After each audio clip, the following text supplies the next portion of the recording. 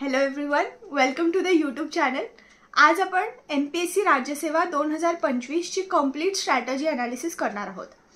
Thank you so much for the warm response. मागच्या व्हिडिओला तुम्ही एवढा चांगला रिस्पॉन्स दिला आणि ती व्हिडिओ खरंच मी खूप मनापासून बनवलेली, बिकॉज आय नो कसं फील होतं प्रिलिम्स फेल झाल्यावर, आणि ते सगळं खरंच मनापासून मी बोललेलं। तुमचे कमेंट्स वाचून पण आय फेल्ट सो ओव्हरवेल्म्ड की हा आपल्यासारखे लोक आहेत आणि असं कोणी सपोर्ट करत नाही यूट्यूबवर सगळं फोमो चाललंय, सगळं प्रयत्न चालले की कोर्सेस कसे विकावे, कोण खरं गायडन्स करत नाही। आणि ह्या गायडन्स अभावे ना खूप लोक सिलेक्शन होण्यापासून राहतात।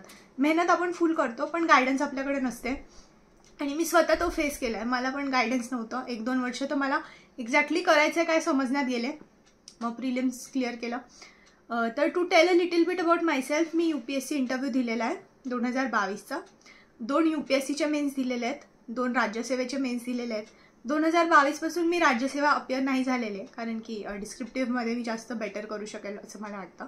म्हणून आता 2025ला मी फुल फ्लेज्ड राज्यसेवेची प्रिपरेशन करते, आणि माझ्यासोबत तुम्ही पण राज्यसेवेची प्रिपरेशन करताय।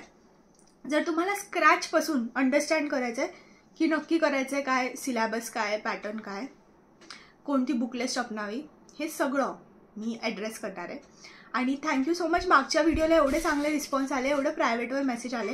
आता मी तुम्हाला दीदी, स्वतःला तुमची दीदी म्हटलंय, तर माझी रिस्पॉन्सिबिलिटी खूप वाढली आहे, खूप गुणा वाढली आहे, आणि ती रिस्पॉन्सिबिलिटी पूर्ण करण्याचा माझा पूर्ण प्रयत्न राहणार आहे।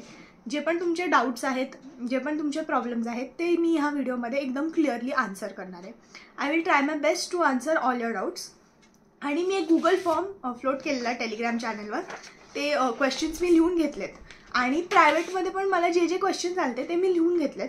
व्हिडिओच्या अंतला मी ते सगळे क्वेश्चन्स आन्सर करणार आहे। पहिलं मी बेसिक तुम्हाला सांगून देईल काय आहे पॅटर्न, प्लॅन का असावा, उरलेले जे 7 महिने आहेत त्याचा प्लॅन का असावा, कसं तुम्ही स्ट्रॅटेजाइज करावं, आणि शेवटी तुमचे जे क्वेश्चन्स आहेत ते पण आन्सर करेल। पूर्ण व्हिडिओ बघा, व्हिडिओ कदाचित थोडीशी लॉंग होऊ शकते, बट पूर्ण व्हिडिओ बघितल्यावर तुमचे खूप सगळे प्रश्न ऑटोमॅटिकली आन्सर झालेले असतील, आणि जे आन्सर झाले नसतील तुम्ही कमेंट सेक्शनमध्ये मला विचारू शकता। सो लेट्स गेट स्टार्टेड, आणि प्लीज लाईक करा, सबस्क्राईब करा, आणि थँक्यू सो मच। ऑलरेडी मी एक्सपेक्ट नव्हतं केलं हे support, but this is proof की जर कोणी मेहनत करत असेल तर लोक नक्कीच सपोर्ट करतात। तर लेट्स गेट स्टार्टेड, आपण इन डिटेल सगळं बघूया। हॅलो एव्हरीवन, चला बघूया MPSC राज्यसेवा 2025 मध्ये काय चेंज आहे 2024 पासून। आपला आता डिस्क्रिप्टिव्ह पॅटर्न लागू होणार आहे। आता तुम्ही मला विचाराल, मॅम हे डिस्क्रिप्टिव्ह पॅटर्न फर्स्ट टाइम आलाय का मार्केटमध्ये? आपण कसं समजणार की डिस्क्रिप्टिव्ह पॅटर्न मध्ये नक्की विचारलं काय जाणार? कारण की आयोगातर्फे आपल्याला 2च गोष्टी दिल्या जातात, एक असतो सिलेबस आणि दुसरे असतात PYQ। ह्या 2च गोष्टी आपल्याला आयोगाकडून मिळतात। बाकी सगळे मटेरियल, सगळे बुक्स कोचिंग क्लासेस बनवतात, आणि त्यांच्यावर भरोसा 100% नाही केला जाऊ शकत, कारण की आयोगाने काय ते पुस्तक आपल्याला दिले नाही आहेत, कोचिंग मटेरियलनी दिलेलं आहे, कोचिंग क्लासेसनी दिलेलं आहे। तर सिलेबस आपल्याकडे आलेला आहे जुलै 2022लाच, हा सगळा सिलेबस त्यांनी प्रसिद्ध केलेला आहे। जानेवारी 2025, 10 जानेवारी 2025ला नोटिफिकेशन पण काढलं आहे की डिस्क्रिप्टिव्ह पॅटर्ननीच होणार आहे परीक्षा। तर आता अजून टाळमटाळ करण्यात अर्थ नाही आहे। प्रिलिम्सचा निकाल पण आला आहे, आणि थँक्यू सो मच की तुम्ही त्याला चांगला रिस्पॉन्स दिला, बट आता त्या सगळ्या रडगाण्यातून बाहेर पडण्याची वेळ आलेली आहे। तर सिलेबस दिलेला आहे, पण PYQ अजून एकदाही परीक्षा झालेली नाही आहे डिस्क्रिप्टिव्ह पॅटर्नची। आपल्याकडे PYQ तर नाही आहेत, आणि हे दोन्ही शस्त्र असल्याशिवाय आपण युद्धाला जाऊ शकत नाही। तर PYQ आणायचे कुठून? 2011 पर्यंत MPSC सब्जेक्टिव्हच असायची, 2 ऑप्शनल असायचे। आता हा जो पुराणा पॅटर्न आहे तो नाही येते परत, पण ते PYQ आपण बघू शकतो, कारण की त्या PYQ मधून आपल्याला खूप शिकायला भेटेल। तर MPSC मटेरियल म्हणून एक साईट आहे, टेलिग्राम चॅनलवर पण लोकांनी शेअर केली आहे, मी टेलिग्राम चॅनलवर शेअर केली आहे MPSC मटेरियल साईट, ती तुम्ही पहा। आणि मी UP-PSC चे क्वेश्चन पेपर पण शेअर केले आहेत। UP म्हणजे उत्तर प्रदेश। आता ह्या कोचिंगमध्ये मी शिकवते पण, आणि ॲक्च्युली जर तुम्हाला कोणत्या मुलीचा स्वभाव जाणायचा असेल, तुम्ही तिच्या बहिणीशी बोलात, तिची बहीण आणि ती सिमिलरच असेल असं असणार ना, मोस्टली एकाच घरात मोठे झालेत म्हटल्यावर। तसंच आहे, खूप सगळे राज्याचे PSCs आहेत जे असंच सिलेबस डिस्क्रिप्टिव्ह पॅटर्नवर UPSCचा सिलेबस कॉपी करून परीक्षा घेतात। UP उत्तर प्रदेश त्यातलं एक आहे, हरियाणा त्यातलं एक आहे, राजस्थान त्यातलं एक आहे, मध्य प्रदेश त्यातलं एक आहे. हे सगळे आपण सिलेबस आणि हे सगळे क्वेश्चन आपण बघू शकतो. म्हणजे आपल्याला एक मोठा आयडिया येईल की नक्की विचारलं काय जातं. म्हणजे आपण एकदम अंधारात गोळीबार करतोय असं नाही होणार. आपल्याला एक आयडिया राहील की विचारलं काय जातं. आणि मी पण हा सगळा ॲनालिसिस त्या सगळे प्रिव्हियस इयर क्वेश्चन बघूनच केलेला आहे. आता अजून एक प्रश्न आहे की जे आत्तापर्यंत राज्यसेवेचे ऑब्जेक्टिव्ह पॅटर्नची प्रिपरेशन करत होते त्यांनी काय करावं. त्यांच्याकडे 2 ऑप्शन आहेत. एक तर आता नवीन डिस्क्रिप्टिव्ह पॅटर्नकडे शिफ्ट व्हायचं किंवा कंबाईनकडे शिफ्ट व्हायचं. हे 2 ऑप्शन राज्यसेवेच्या विद्यार्थ्यांकडे उरले. तर राज्यसेवेच्या विद्यार्थ्यांनी घाबरायचं नाही आहे की IASची परीक्षा आणि आपली सिव्हिल सर्व्हिसेसची परीक्षा, प्रोव्हिन्शियल सिव्हिल सर्व्हिसेसची परीक्षा, राज्यसेवेची परीक्षा सेम होती असं नाही. राज्यसेवेची परीक्षा ही जर UPSCची पायरी आहे तर 2 पायऱ्या उतरूनच असते. UPPSCचा PYQ पहा ना तुम्ही, राजस्थानचे PYQ पहा किंवा हरियाणाचे PYQ पहा, तर तुम्हाला समजेल UPSC एवढे डिफिकल्ट नसतात. ते थोडे फॅक्च्युअल असतात, थोडे स्ट्रेट फॉरवर्ड असतात. आणि तुमचा अभ्यास काय, तुम्हाला किती प्रॅक्टिस केली तुम्ही रायटिंगची, ह्या पायरीवर ते जास्त इम्पॉर्टंट आहे रादर देन तुम्हाला किती लॉजिक आहे किंवा तुम्ही किती ऑन द स्पॉट थिंकिंग करू शकता. हे UPSCमध्ये जास्त इम्पॉर्टंट आहे. मग तुम्ही किती मेहनत केली आहे, तुमचं फाउंडेशन किती स्ट्रॉंग आहे, ह्या पायरीवर MPSCच्या पायरीवर किंवा स्टेट सिव्हिल सर्व्हिसेसच्या पायरीवर खूप इम्पॉर्टंट आहे. तर ही पायरी चढलात तर पुढची UPSCची पायरी चढणं सोपं जातं. म्हणूनच तुम्ही पाहाल की उत्तर प्रदेशचं एवढं रिप्रेझेंटेशन आहे UPSCमध्ये, बिहारचे एवढे लोक सिलेक्ट होतात जेव्हा की आपल्या महाराष्ट्राचे सिलेक्ट होत नाही. तर आपल्याला पण त्यांच्याशी कम्पीट करायचं आहे. शेवटी देशात लीडर आहे महाराष्ट्र, इंडस्ट्री वगैरेमध्ये सगळीकडेच आपण लीडर आहे. पण आपण प्रशासकीय सेवेत लीड नाही करू शकत आहे कारण की आपण देशाबरोबर चालत नाही आहे, देशाचा पॅटर्न फॉलो करत नाही आहे. हे MPSCने घेतलेलं एक चांगलं पाऊल आहे की आपण देशाबरोबर चालायला सुरुवात करतोय आणि बाकीच्या स्टेट्सच्या मुलांना जे ऑलरेडी ॲडव्हान्टेज होतं ते आपल्या मुलांना पण आपण प्रोव्हाइड करतो. म्हणून राज्यसेवेच्या सब्जेक्टिव्ह पॅटर्नला घाबरायचं काही कारण नाही आहे. आता मी समजवते पॅटर्न नक्की काय. प्रिलिम्स सेम राहणार आहे. प्रिलिम्स एक GSचा पेपर असणार आहे जो की कट ऑफ डिसाईड करणार आहे आणि एक CSATचा पेपर असणार आहे जो की क्वालिफाईंग असणार आहे. आता GSचा पेपर जो आहे तो UPSC सारखा काही अंधाधुंद नसणार आहे, थोडा फॅक्च्युअल असणार आहे. मला असं वाटतं की पॅटर्न चेंज नाही होणार. MPSC जसं आत्तापर्यंत GSचे पेपर घेत होती प्रिलिम्समध्ये तसेच ते घेतील. UPPSC पण MPSC सारखेच घेतात आणि मी तिकडे शिकवत असल्यामुळे आय नो की MPSCमध्ये पण हाच सिच्युएशन फॉलो होणार आहे. आणि सगळ्या बहिणी एकसारखं वागतात तसं सगळ्या स्टेट PSCs एकसारखं वागतात. तुम्ही सगळ्या स्टेट PSCsचे एकदा PYQ बघून घ्या, 2-3 तास लागतील. सगळे PYQ गो थ्रू करा. मी टेलिग्राम चॅनलवर UPचे शेअर केलेत. अजून मला जे पण भेटतील ते मी टेलिग्राम चॅनलवर शेअर करेल सगळ्या स्टेट्सचे. हे झालं प्रिलिम्स. प्रिलिम्ससाठी एक सेपरेट स्ट्रॅटेजी व्हिडिओ बनवली आहे. प्रिलिम्सचा प्रत्येक पार्ट, प्रत्येक सब्जेक्ट कसा ॲड्रेस करायचा आहे ते स्ट्रॅटेजी व्हिडिओमध्ये शिकवलं आहे. मग नेक्स्ट आहे मेन्स. आता मेन्समध्ये क्वालिफाईंग पेपर आहे. क्वालिफाईंग इंग्लिश आणि मराठी. आता इंग्लिश तर असतं UPSCमध्ये, पण UPSCमध्ये स्टेट लँग्वेज कोणतीही घेऊ शकता तुम्ही. मराठी, गुजराती, हिंदी, आसामीज, खूप लँग्वेज असतात. पण MPSCने आपल्यासाठी इकडे फायदा केला आहे, मराठी ही लँग्वेज ठेवली आहे फक्त, अजून कोणत्या लँग्वेजचा ऑप्शन नाही आहे. तर आपण मराठी मुलांना ही आपल्यासाठी एक कुंपण आहे की नॉर्थचे लोक येणार नाही कारण की त्यांना मराठी येत नाही, ते क्वालिफाईंग मराठीच क्लिअर नाही करू शकणार. म्हणून सगळं नॉर्थचं साऊथचं कॉम्पिटिशन आपण एलिमिनेट केलं आहे, वेस्टचं कॉम्पिटिशन एलिमिनेट केलं आहे. आपण फक्त महाराष्ट्रीयन मुलांसाठी, म्हणजे जरी डोमिसिल नसलं लिमिट तरी आपण डोमिसिल लिमिट आर्टिफिशियली लावली आहे की मराठी यायला पाहिजे. आणि मराठी त्यालाच येणार जो महाराष्ट्रात राहतो, महाराष्ट्राचा डोमिसाईल आहे, त्यांनी 10th पर्यंत मराठी महाराष्ट्रात केली आहे. तर हे टेन्शन सोडा की आपल्याला नॉर्थच्या मुलांची कॉम्पिटिशन फेस करावी लागेल. नाही, आपल्याला मराठीच मुलांशी कॉम्पिटिशन करावी लागणार कारण की तेच आहेत आपले मेन कॉम्पिटिटर्स. आता नेक्स्ट बघूया. मेन्समध्ये 4 GSचे पेपर असतात, 1, 2, 3 आणि 4.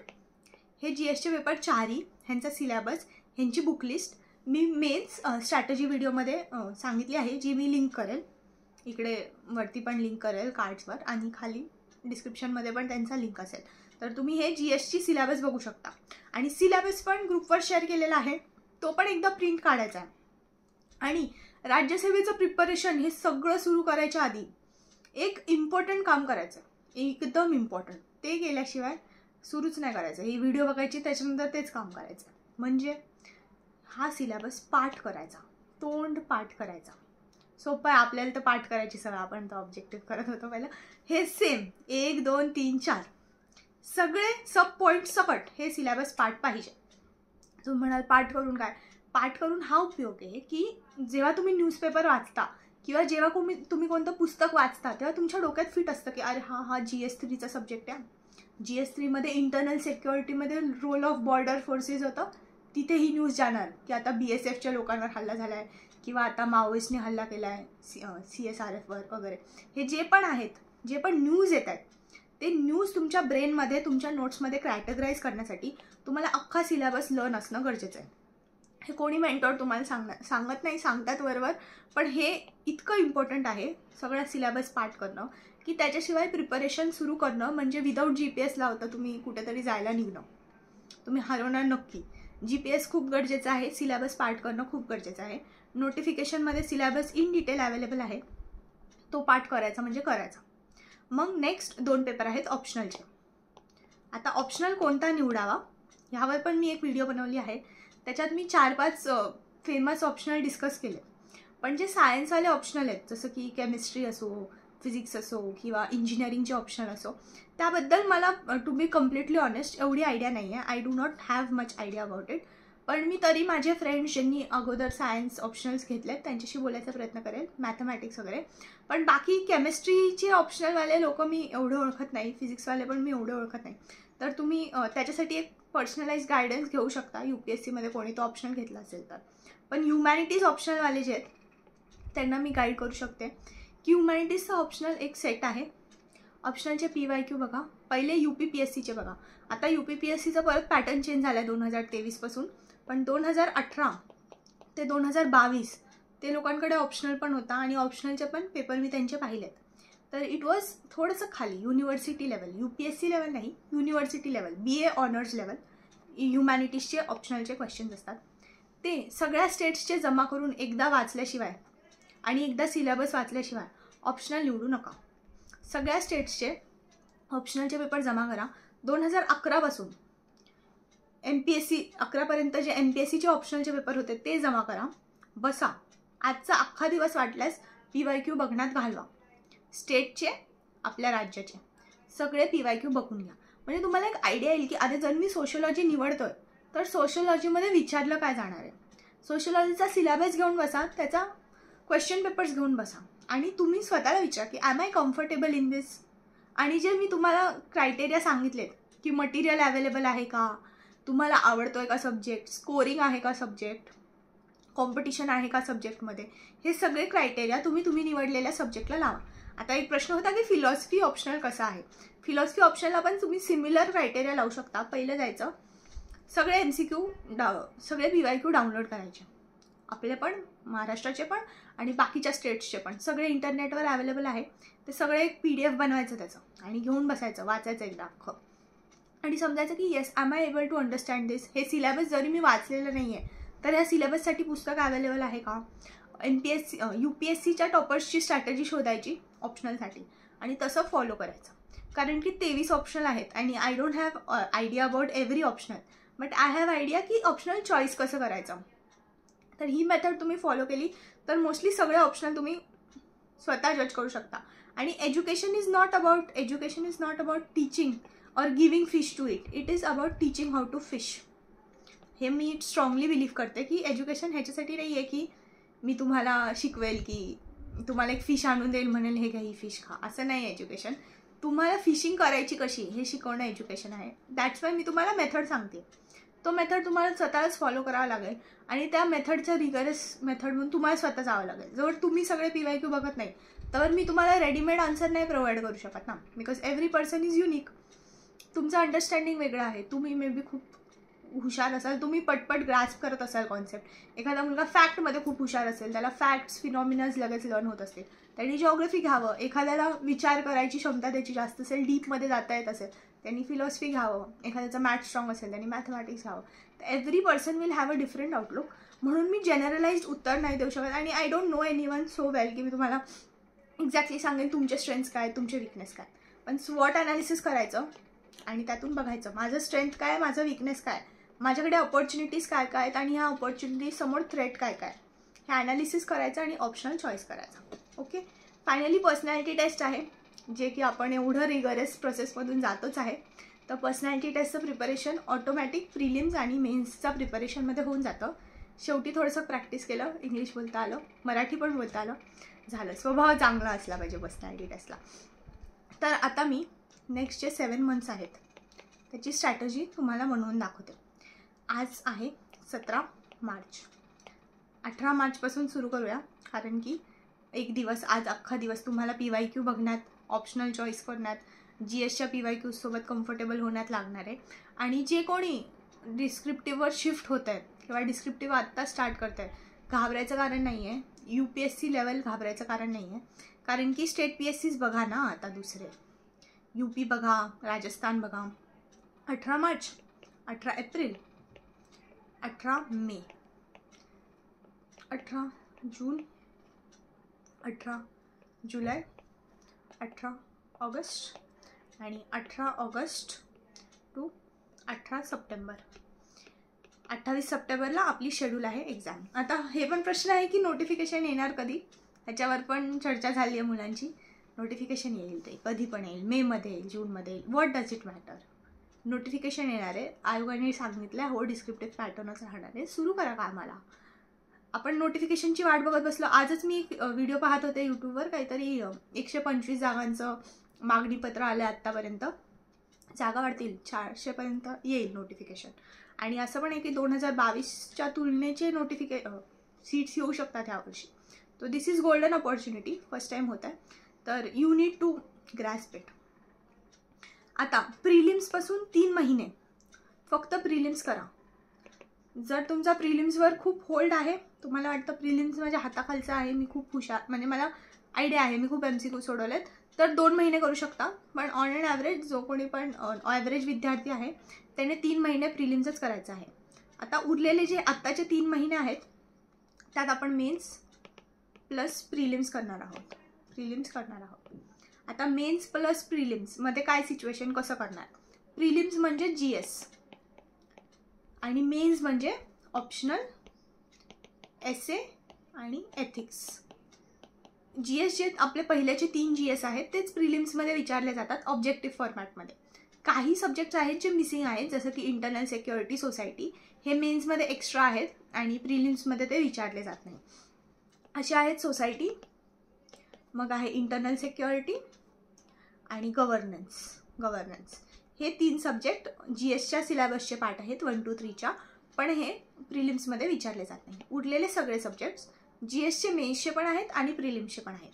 मग जर तुम्ही दिवसातून 8 तास अभ्यास करता, 8 आवर्स जर तुम्ही अभ्यास करता, त्यातले 4 आवर्स तुम्हाला मेन्सला द्यायचे आहेत आणि 4 आवर्स तुम्हाला प्रिलिम्सला द्यायचे.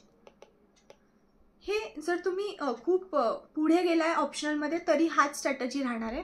आणि जर तुमचा ऑप्शनल आत्ताच सुरू करताय तर तुम्ही 5-3 पण करू शकता. जर आत्ताच ऑप्शनल सुरू करताय तर 5-3 पण करू शकता. आता 4मध्ये 2-2 करायचं आहे, 2 आवर्स ऑप्शनल करायचं आहे आणि 2 आवर्स उरलेले GS म्हणजे सोसायटी, गव्हर्नन्स आणि इंटरनल सिक्युरिटी ह्यांना द्यायचं आहे, उरलेल्या GSला द्यायचं आहे. आता ह्याच्यासाठी रेडीमेड तुमच्याकडे खूप सगळे मॅरेथॉन सेशन्स अवेलेबल आहेत यूट्यूबवर, ते तुम्ही बघू शकता. किंवा सपोज जर तुम्ही कोणता क्लास लावला आहे तर त्या क्लासचे मटेरियल तुम्ही प्रॅक्टिस करू शकता.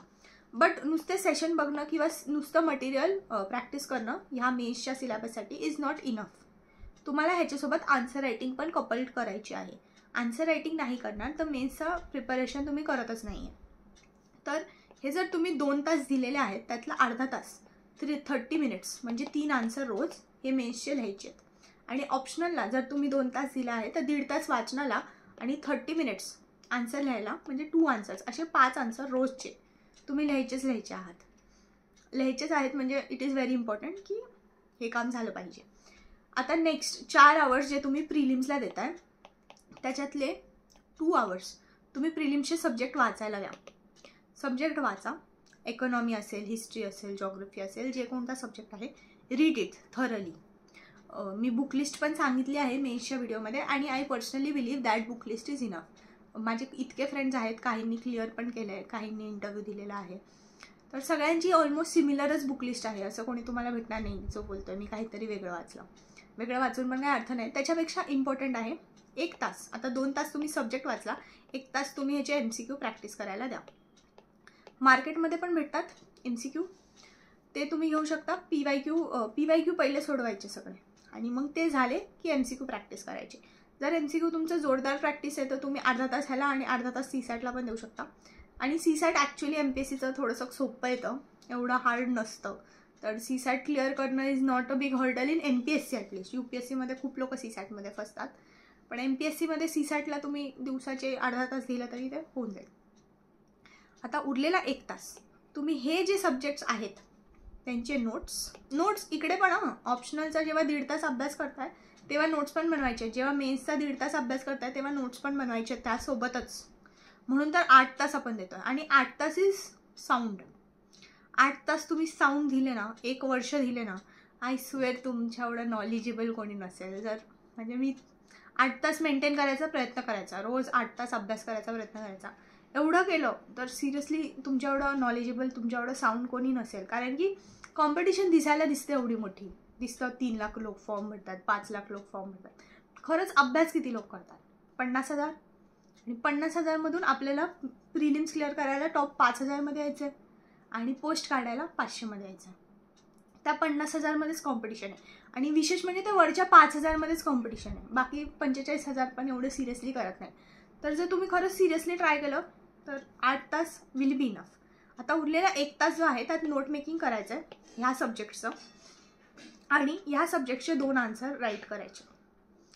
ओके. आता 3 मंथ्स जे मी तुम्हाला सांगते आहे त्याचं मी तुम्हाला ब्रेकअप सांगते की 3 मंथ्समध्ये, आता हे 8 तासाचं डेली ब्रेकअप मी तुम्हाला सांगितलं आहे.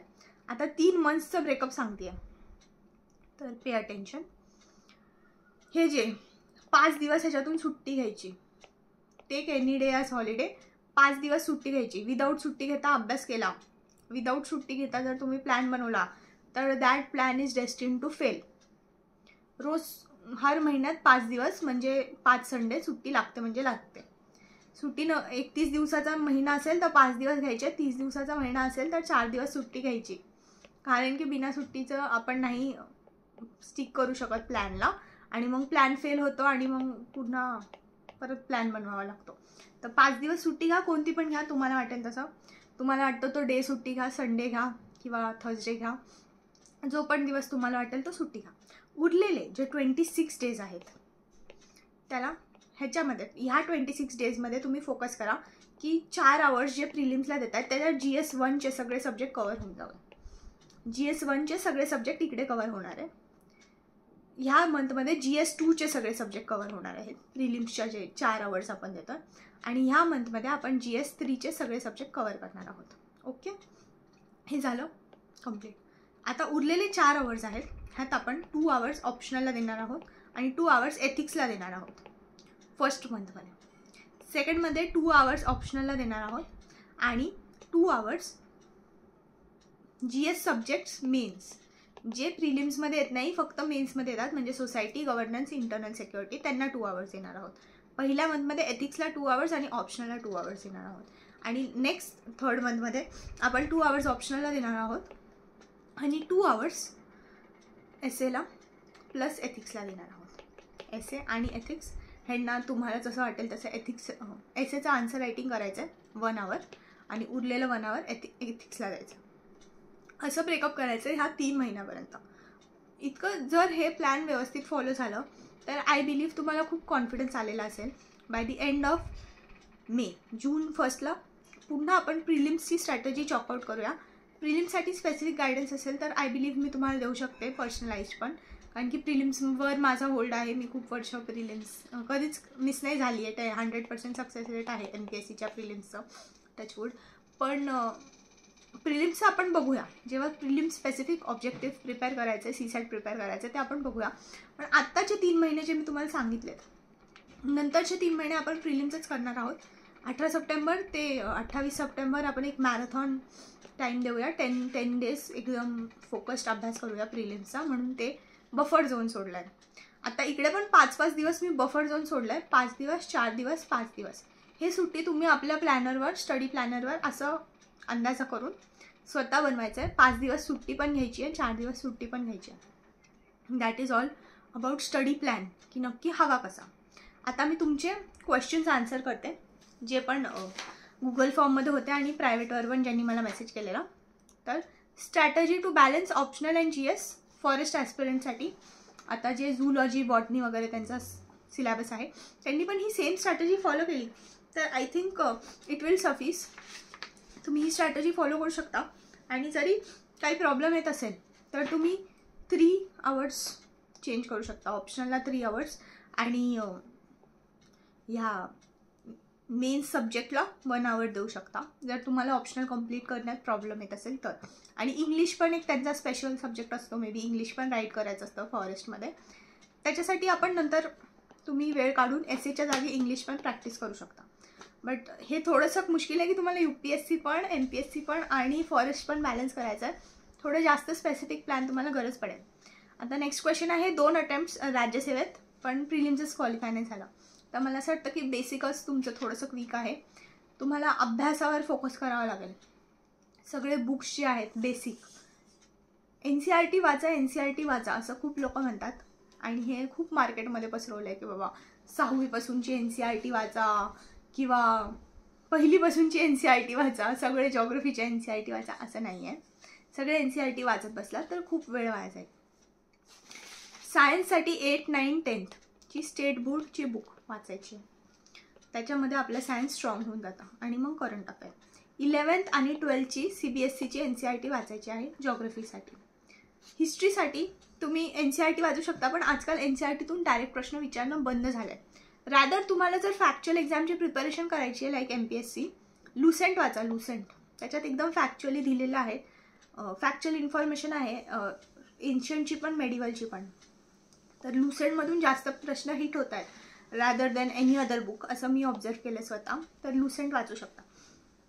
आणि प्रिलिम्सच्या बुकलिस्टमध्ये, प्रिलिम्सच्या व्हिडिओमध्ये मी प्रिलिम्सचे डाऊट स्पेसिफिकली आन्सर केले आहेत. तो वॉच दॅट व्हिडिओ लिंक केलेली आहे. मग आता MPSC UPSC दोन्ही एकत्र देत आहे, फर्स्ट अटेम्प्ट आहे. तर आय फील हाच आता UPSCचं प्रिलिम्स आहे 25 मेला, म्हणजे आत्तापर्यंत तुमचं प्रिलिम्सचं प्रिपरेशन सुरू झालं असेल. 70 ऑड दिवस उरलेत प्रिलिम्सला. तर this is a very difficult question, ज्याला मी कसं आन्सर करणार. तुम्हाला आता फुल टाईम UPSCलाच द्यावं लागेल. तर तुम्ही ह्या वर्षी UPSC प्रिलिम्स अटेम्प्ट करायचं डिसाईड केलं आहे तर UPSC प्रिलिम्स PYQ ॲनालिसिस करा, टेस्ट सिरीज द्या. आणि UPSC मेन्स ऑगस्टमध्ये आहे, तोवर मग तुम्ही प्रिलिम्स आणि मेन्सच्यामध्ये बॅलन्स करा. ऑप्शनल तुमचा हाफ झाला आहे असं पण तुम्ही लिहिलेलं. तर आता प्रिलिम्सवर फोकस करा, कारण की prelims is one of the most difficult stage of UPSC. तर प्रिलिम्स क्लिअर करण्यावर फोकस करा. मग 1, 2 का 3 महिन्याचा गॅप आहे, त्यात तुम्ही GS आणि ऑप्शनल कंप्लीट करा. आणि शेवटी मग 1 महिन्याचा गॅप आहे मेन्स आणि MPSCच्या प्रिलिम्समध्ये, तेव्हा MPSCची प्रिलिम्स प्रिपेअर करा. दिस इज अ बिट हेक्टिक आणि तुम्हाला खूप जास्त मेहनत करावी लागेल. ते कदाचित 8 तास नाही, तुम्हाला 12 तास अभ्यास करावा लागेल. तुम्ही दोन्ही एक्झाम एकत्र टार्गेट करताय म्हणून. तर नेक्स्ट प्रश्न आहे, फ्रॉम स्क्रॅच प्रिपरेशन कशी करायची, सांगितलंच आहे. हे फ्रॉम स्क्रॅचच आहे. फ्रॉम स्क्रॅचच आहे. कोणते कोणते सब्जेक्ट कधी कधी प्रिपेअर करायचे ते सांगितलं आहे. बुक लिस्ट सांगितली आहे. ऑप्शनल चॉईस करताना कसं फॉलो करायचं आहे, PYQs कुठून जमा करायचे ते सांगितलं आहे. तर हे फ्रॉम स्क्रॅच प्रिपरेशनचीच आयडिया आहे. म्हणजे तुम्ही 2027चं अटेम्प्ट टार्गेट करताय, 26चं नाही.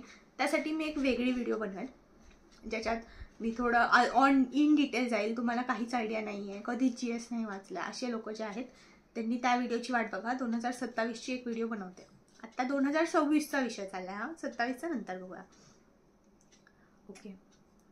फिअर ऑफ म्हणजे एक अजून एक प्रश्न आहे की CSEचं प्रिपरेशन डन आहे, पण फॅक्च्युअल प्रिलिम्सची भीती वाटते.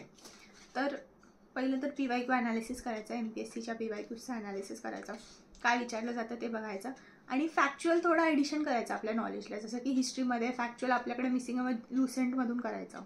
जॉग्रफीमध्ये फॅक्च्युअल मिसिंग आहे, तर सौदी वगैरे जी बुक आहे त्यातून फॅक्ट्स पिकअप करून त्या ॲड करायच्या आपल्या नोट्समध्ये. तर फॅक्च्युअलसाठी पहिलं तर PYQचं डीप ॲनालिसिस करायचं, नक्की फॅक्च्युअलमध्ये हा जातो कुठे. जसं की जर का सेन्सस 2011चे सारखे प्रश्न विचारले जातात, डेन्सिटी विचारली जाते, स्टेट जिल्हेनिहाय रँकिंग विचारले जाते. म्हणजे 11चा सेन्सस खूप इम्पॉर्टंट आहे, ज्याचे फॅक्च्युअल डिटेल्स आपल्याला जाणणं खूप एसेन्शियल आहे.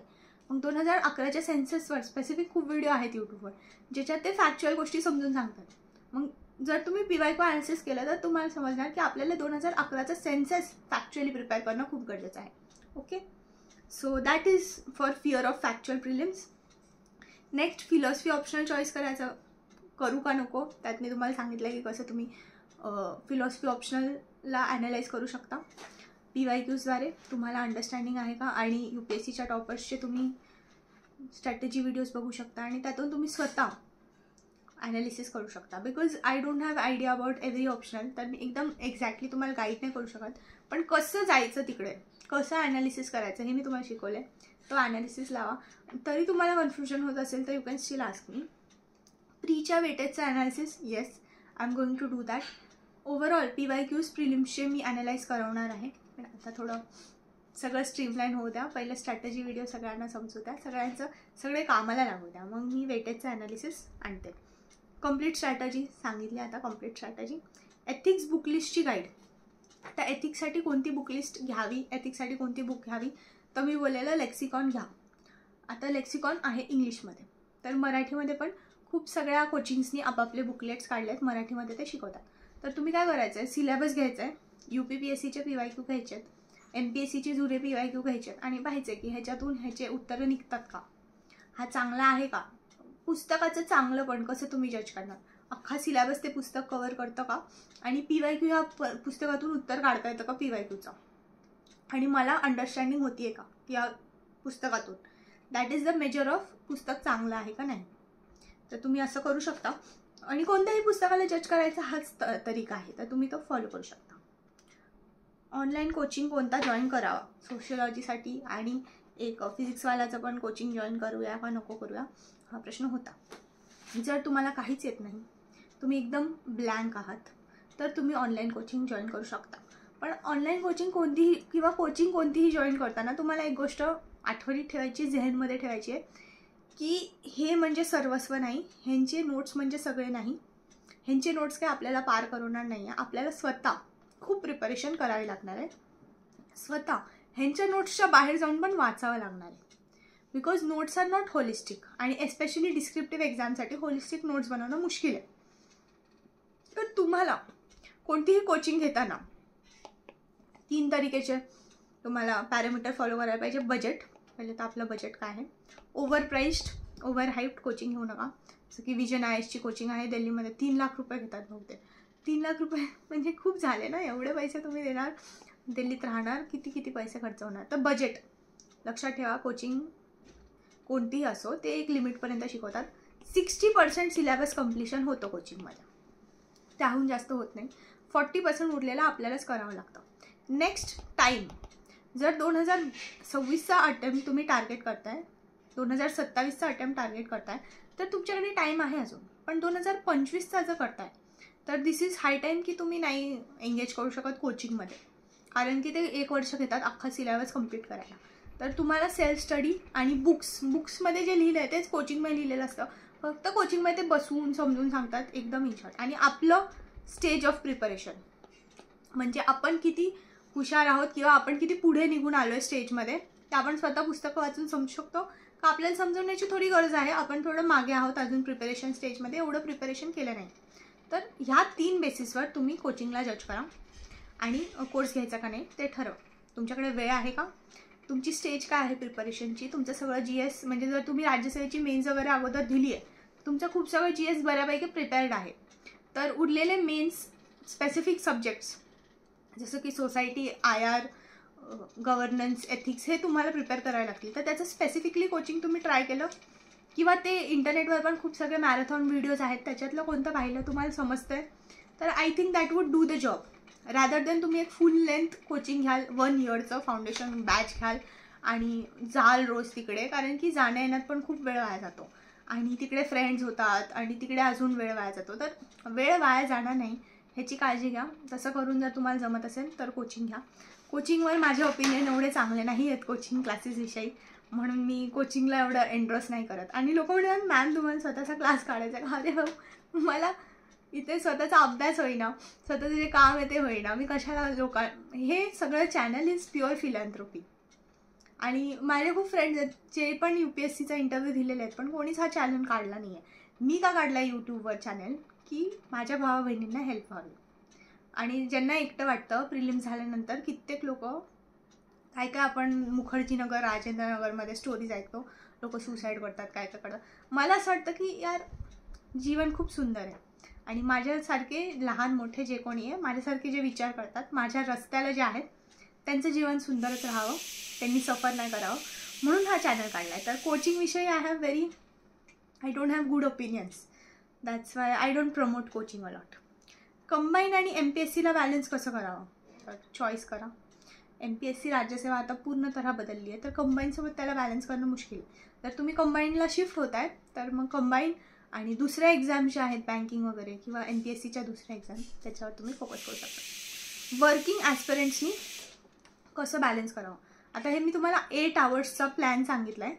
तोच प्लॅन तुम्ही 6 आवर्सला कम्प्रेस करा, किंवा वीकली 8 × 7 किती झाले, 8 × 7 56 आवर्स. 56 आवर्स तुम्हाला वीकली अभ्यास करायचा आहे. तर हा तुम्ही वीकेंडवर 20 आवर्स मे बी फिलअप करून घ्या. 20 आवर्स वीकेंडवर अभ्यास करा, आणि उरलेले जे 36 आवर्स आहेत त्यांना तुम्ही उरलेल्या 5 डेजमध्ये बॅलन्स करण्याचे प्रयत्न करा. किंवा जेव्हा हॉलिडे घ्याल किंवा जे सुट्टीचे दिवस असतील, हे 5 सुट्टीचे दिवस कदाचित तुम्हाला मायनस करायला लागू शकतात, कारण की वर्किंगसोबत करणं थोडंसं डिफिकल्ट आहे, आय अंडरस्टँड. पण आणि जर तुमची ग्रॅस्पिंग पॉवर चांगली आहे आणि तुम्ही पटापट वाचू शकता, तर 4 आवर्स देण्याऐवजी तुम्ही 3 आवर्स पण देऊ शकता, आणि ऑप्शनला पण सेम 4 ऐवजी 3 आवर्स देऊ शकता. आणि थोडंसं प्लॅन कम्प्रेस करायचा प्रयत्न करा. पण हा प्लॅन जो आहे तो होलिस्टिक आहे, आणि मला वाटतं हा प्लॅन फॉलो केल्याने सक्सेसची लिटरली गॅरंटीच आहे. म्हणजे एवढा चांगला प्लॅन फॉलो केला आणि नीट अभ्यास केला, आन्सर रायटिंग पण केलं, तर आय डाऊट आपण कट ऑफ पार 90% घेऊन जाऊ. ह्या एवढी तयारी जर सगळ्यांनीच केली तर म्हणजे खूप आहे. आता नेक्स्ट प्रश्न आहे, last attempt family pressure. I understand family pressure असतं, आणि लास्ट अटेम्प्ट जसं जसं वय वाढत जातं तसं तसं फॅमिली प्रेशर पण वाढत जातं. आता माझं वय 26 आहे, आणि I feel that pressure already. ज्यांचं एज अजून 27, 28, 29, त्यांना अजून हे प्रेशर पीकच होत जातं, हे वाढतच जातं. जवळ पोस्ट काढत नाही त्यावर हे प्रेशर खाली येत नाही.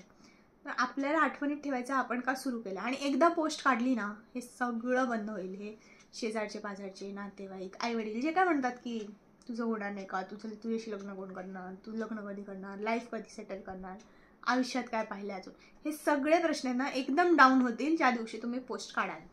तर हे सगळं बाजूला ठेवायचं, आणि 1 वर्ष स्वतःला देऊन बघायचं, आणि खरं द्यायचं सत्यतेने. अजिबात स्वतःशी खोटं नाही बोलायचं. जगाशी आपण 10 वेळा खोटं बोलू. ज्या दिवशी स्वतःशी खोटं बोलायला लागलो ना की नाही आज माझा 8 तास अभ्यास नाही झाला सपोज, आणि मी दुपारी झोपतीये किंवा रात्री झोपतीये, 10 वाजलेत, अजून 8 तास अभ्यास नाही झालाय, 4 तासच अभ्यास झालाय, आणि तरी मी आपलं पांघरून घेऊन रील स्क्रोल करायला लागली आहे, झोपायची तयारी सुरू झाली, मला लाज वाटली पाहिजे ना, मग सोडून द्या प्रिपरेशन. 8 तास अभ्यास करायचा तर 8 तास कराच, झोपू नका जर 8 तास नाही झाला तर. Because be honest with your self. 8 तास नाही 6 तास होतं, 6 तास करा, बट स्वतःशी खोटं बोलू नका. स्वतःशी खोटं बोलणं is the start of all kind of problems. स्वतःशी खोटं बोलायचं नाही, जे काय आहे ते सत्य स्वतःला तरी सांगायचं. जगाला सांगायची हिंमत नंतर जमवू, पण पहिलं स्वतःला सत्य सांगायचं की हां मी हुशार आहे किंवा मी ढ आहे किंवा माझा अभ्यास नाही करत किंवा मी ह्यानी डिस्ट्रॅक्टेड आहे, हे सगळं स्वतःला सांगायचं. आणि जेव्हा स्वतःला माहिती ना मी खरंच प्रिपरेशन करतीये, तर लास्ट अटेम्प्ट असो, फॅमिली प्रेशर असो, it does not matter.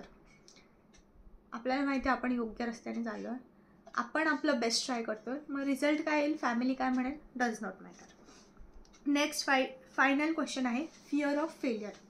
Fear of failure कसं हँडल करायचं.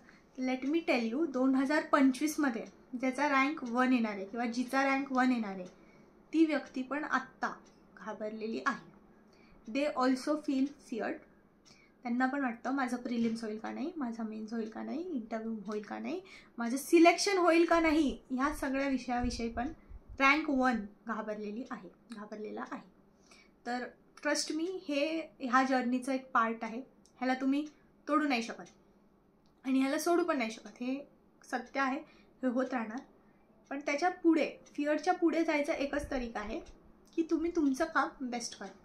हे जे पण प्लॅन सांगितलं आहे, जे पण बुक लिस्ट सांगितली आहे, ती व्यवस्थित फॉलो करा आणि डू युअर बेस्ट. बाकी सिलेक्शन नाही झालं तर मे बी अजून काहीतरी चांगलं होईल, ह्याच्यावर बिलीफ ठेवा. देवात जर विश्वास असेल तर बेस्टच आहे. मग श्रद्धा ठेवायला मुश्किल जात नाही जर देवावर विश्वास असेल तर. ज्यांचा देवावर विश्वास नाही आहे ते स्वतःवर विश्वास ठेवा की आपण आपलं बेस्ट ट्राय करू. सिलेक्शन होणं न होणं शेवटी finally it is based on numerous factor, ज्याचं लक पण एक पार्ट आहे, जे प्रिलिम्सच्या व्हिडिओमध्ये आपण बोललोच आहे. पण थँक्यू जे कोणी आत्ता ही व्हिडिओ एंडपर्यंत पाहिली आहे, म्हणजे you are very serious about your preparation आणि तुम्ही परत उठून उभं राहायची हिंमत केली आहे, प्रिलिम्सच्या फेलियरमधून बाहेर पडायची हिंमत केली आहे आणि that is commendable in it self. कारण की जे हे सेल्फ स्ट्रॉंग असणं, ही जी हिंमत आहे तीच कमेंडेबल आहे. आणि अभ्यास करा. आता किती पोस्ट येतील हे आपल्याला सांगता येत नाही. 500 पोस्ट आले आणि ही सगळी सिलेबसची स्ट्रॅटेजी तुम्ही व्यवस्थित इम्प्लिमेंट केली तर आय कॅन गॅरंटी यू की तुमचं सिलेक्शन होईलच. बिकॉज आय रिअली बिलीव्ह, माझा स्वतःचा विश्वास आहे की ही स्ट्रॅटेजी फॉलो केली नीट व्यवस्थित, आन्सर रायटिंग पण केलं, MCQ पण प्रॅक्टिस केले, म्हणजे काहीच असं मी सोडलं नाही आहे की हे मिस झालं आहे. करंट अफेअर थोडे सोडलेत, करंट अफेअर अजून घेतले नाही आहे तिकडे कन्सिडरेशनमध्ये, कारण की ते आपण प्रिलिम्सच्या आधी करूया. करंट अफेअरचे मॅगझिन वगैरे प्रिलिम्सच्या आधी करूया. आणि न्यूजपेपर वाचण्यात मुलं 2-3 तास वाया घालवतात, ते मला आवडत नाही आणि माझं बिलीफ नाही आहे डेली न्यूजपेपर रीडिंगवर, म्हणून ते स्किप केलं आहे. बाकी everything I have covered holistically, की हा स्ट्रॅटेजी फॉलो केला. मी स्वतः ही स्ट्रॅटेजी फॉलो करणार आहे आणि जे मी करत नाही ते मी माझ्या भाऊ बहिणींना पण करायला सांगणार नाही. माझं काय हे कोचिंग क्लास नाही आहे, मी आय एम युअर सिस्टर आणि this is a way to help everyone. तर ही स्ट्रॅटेजी फॉलो करा. एका महिन्याने परत एकदा रिव्ह्यू लेक्चर घेते, रिव्ह्यू गुगल फॉर्म टाकेल की स्ट्रॅटेजी इम्प्लिमेंट करायला कोणाला काही प्रॉब्लेम येतो आहे का, कोणाचे काही इश्यूज आहेत का, ते इश्यूज सॉल्व करायचा अजून एक सेशन घेऊन प्रयत्न करू. So that's it. अँड अजून मला काय काय बोलायचं आहे, म्हणून थांबा जरा, अजून बोलायचं आहे 2 मिनटं. Let's get out of this screen. आता हे स्ट्रॅटेजी पार्ट सगळा समजला आहे तुम्हाला. चला तर आता सगळं स्ट्रॅटेजी समजून घेतलं आहे. आता आज काय काम करायचं आहे, PYQ काढायचे आहेत सगळे, महाराष्ट्राचे पण काढायचे आहेत, दुसऱ्या स्टेट्सचे पण काढायचे आहेत, सगळे PYQ बघायचे आहेत. ऑप्शनलचे सिलेबस बघायचे आहेत, 2-3 ऑप्शनल आपल्याला आवडत असतात, त्यातून सिलेबस बघायचे आहेत, PYQ बघायचे आहेत आणि अंडरस्टँडिंग करायचं की एक हा माझा ऑप्शनल फिक्स आहे. आज करा, आज एक दिवस घ्या किंवा उद्याचा एक दिवस घ्या. जर ऑप्शनल फिक्स करायला दिक्कत येत असेल, उद्याचा एक दिवस घ्या, ऑप्शनल फिक्स करा. मग आता उरलेले जे 26 दिवस आहेत, ज्याची मी स्ट्रॅटेजी सांगितली आहे, ती स्ट्रॅटेजी फॉलो करायला स्टार्ट करा.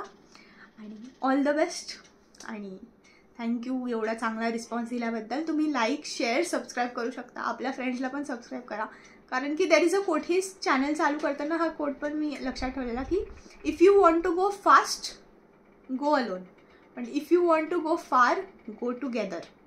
आफ्रिकन प्रोवर्ब आहे हा. एकत्र जाऊ ना, तर हे जे 1-1.5 वर्ष आपल्याला प्रिपरेशन करायचं आहे, अख्खं म्हणजे एक ग्राइंड, एक तप आहे, त्याच्यातून आपण एकत्र जाऊ हळूहळू, तर आपल्याला मोटिवेशन बनून राहील, आपण प्रिपरेशन कंटिन्यू ठेवू पाहू. जर एकटंच करत बसलो ना तर 1-2 महिन्यांनी हे मोटिवेशन संपतं. तर join the Telegram channel, subscribe to YouTube channel आणि फ्रेंड्सला पण सांगा. आणि आपण असं स्टडी ग्रुप एन्व्हायरमेंटमध्ये प्रिपरेशन करू, तर हे आपलं मोटिवेशन बनून राहील आणि आपलं मेंटल हेल्थ पण स्ट्रॉंग राहील. So that's it for today. Thank you for watching and I hope this video was helpful to you. तुम्हाला मदत झाली ह्याच्यातून. आणि काही क्वेश्चन्स असेल कमेंट्समध्ये विचारू शकता. थँक्यू. Bye bye.